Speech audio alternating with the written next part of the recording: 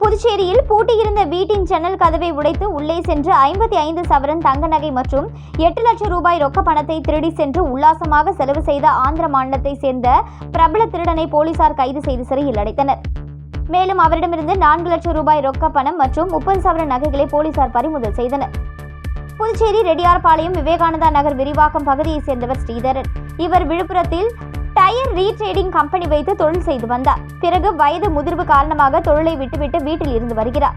இவருக்கு சூரியபாலா என்கிற மனைவியும் ஷாலினி என்ற மகளும் உள்ளனர். இந்த நிலையில் ஸ்ரீதரன் அடிக்கடி மகளை பார்ப்பதற்கு மருத்துவ பரிசோதனைக்காகவும் சென்னைக்கு சென்று வருவது வழக்கம்.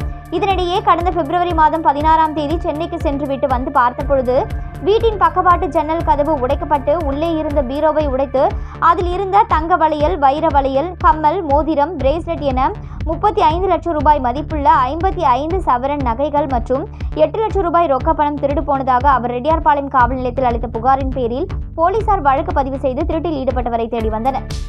இதில் திருட்டு நடந்த நேரத்தில் அப்பகுதியில் பயன்படுத்தப்பட்ட செல்போன் எண்களை தடயம் செய்தனர்.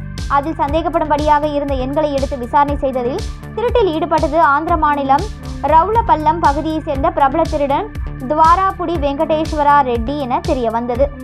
இதனைத் தொடர்ந்து அவரிடமிருந்து 24 லட்சம் ரூபாய் மதிப்பிலான 30 சவரன் தங்க நகைகள் மற்றும் 4 லட்சம் ரூபாய் ரொக்க பணத்தை பறிமுதல் செய்து துவாராபுடியை புதுச்சேரிக்கு அழைத்து வந்து அவரை நீதிமன்ற முன் ஆஜர்படுத்தி காலாப்பட்டு மத்திய சிறையில் அடைத்தனர்.